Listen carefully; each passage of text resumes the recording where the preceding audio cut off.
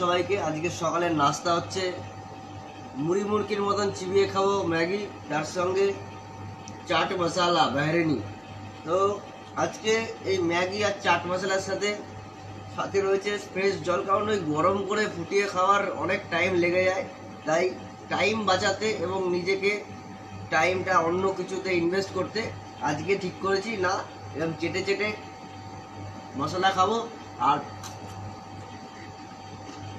এভাবে ম্যাগি খাবো। তোমরা 2 মিনিট ম্যাগির নাম শুনেছ?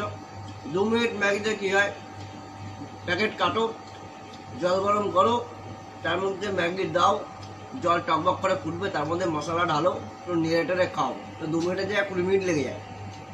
আসল 2 মিনিট ম্যাগির খাবার নিয়ম হচ্ছে এটা, কি?